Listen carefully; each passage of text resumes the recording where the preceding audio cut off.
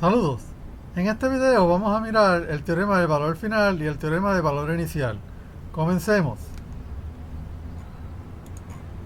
El teorema del valor inicial es dada una función f de t continua y definida para t mayor que 0, entonces decimos que las condiciones iniciales f de 0 son igual al límite de s cuando tiende a infinito de s f de s. Noten que estas condiciones de f de t son las mismas para que el f de s, o sea, la transformada de Laplace, exista. Para demostrar esto, simplemente cogemos la transformada de Laplace de la derivada de la función y recordamos, ¿verdad?, que esa es la integral de 0 a infinito de la derivada por e a la menos st, como se ilustra, de t. Y esto ya sabemos que es igual a s por la transformada de la función menos las condiciones iniciales. Luego buscamos el límite de s cuando tiende a infinito. Y noten que cuando reemplazamos s en infinito acá, este término se va a 0. Y eso completa la demostración porque ahora, fíjense que f de 0 se puede sacar al otro lado de la ecuación y queda demostrado que el valor inicial será el límite de s cuando tiende a infinito de s f de s. De forma similar podemos demostrar el teorema del valor final.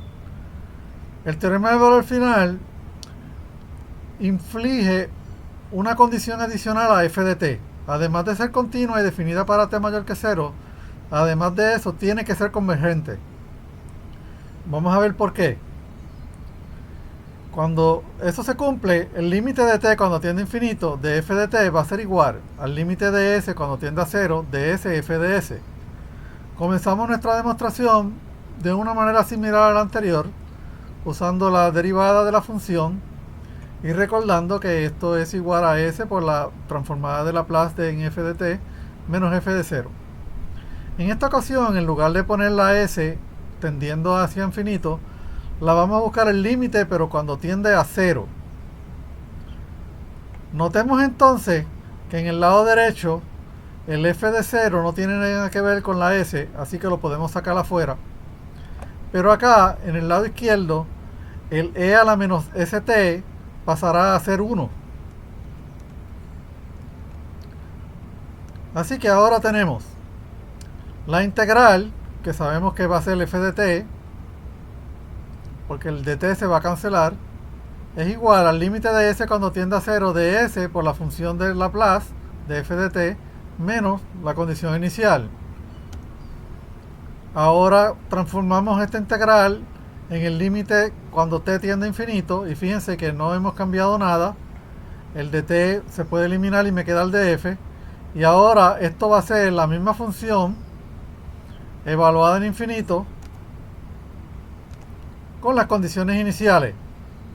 Esto se cancela en ambos lados de la ecuación y obtenemos entonces nuestro valor final como el límite de t cuando tiende a infinito, de ahí sale el nombre que es el valor final, f de t, es igual al límite de s cuando tiende a 0 de s f de s. Ahora, ¿por qué necesitamos que f de t sea convergente? Bueno, necesitamos que converja porque de lo contrario, si esto crece o oscila, pues naturalmente no podemos usar no podemos llegar a un valor convergente. Mientras que el lado derecho sí va a llegar a un valor convergente. ¿Cuáles van a ser las condiciones para la convergencia? Una función f de t es convergente si f de s tiene todas sus raíces en el semiplano izquierdo y una sola raíz en el origen. Vamos a ver esto.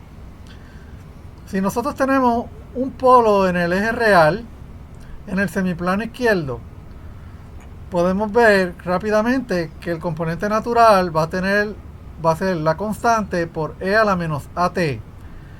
Esta componente natural va a converger a 0.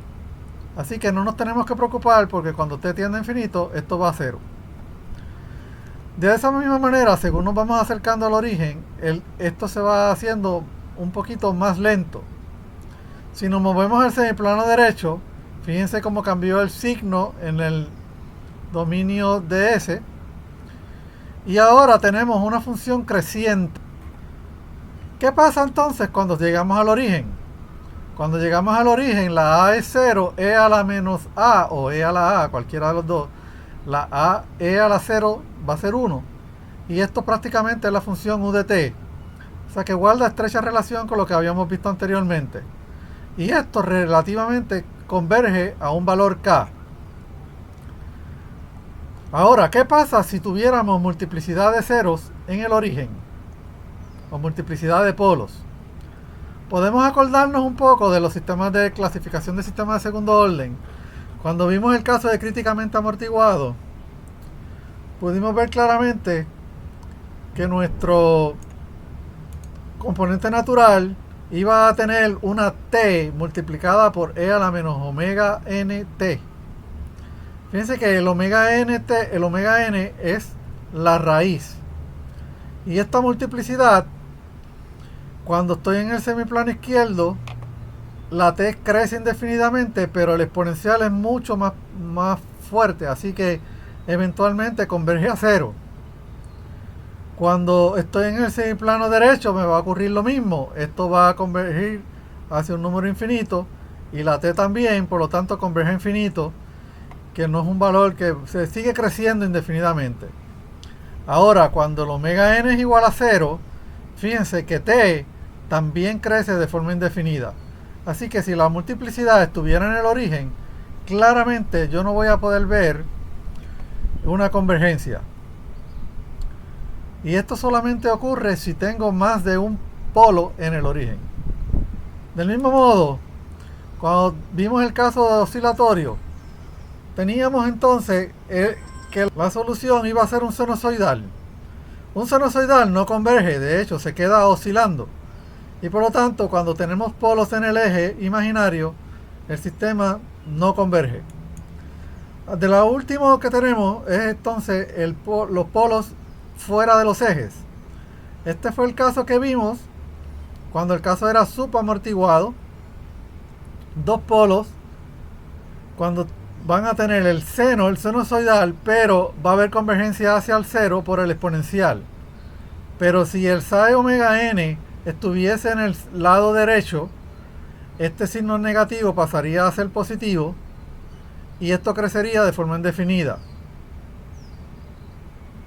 Naturalmente, si la parte real fuera cero, regresaríamos al caso oscilatorio. Con eso podemos demostrar entonces que necesitamos que todos nuestros polos estén en el semiplano izquierdo y tal vez podemos tener uno en el origen. Si no tenemos un polo en el origen, la convergencia siempre va a ser en cero. Si apareciera un polo en el origen, entonces vamos a tener una convergencia diferente de cero. Hasta aquí este video. Recuerde darle like si lo encontró útil. Hasta luego.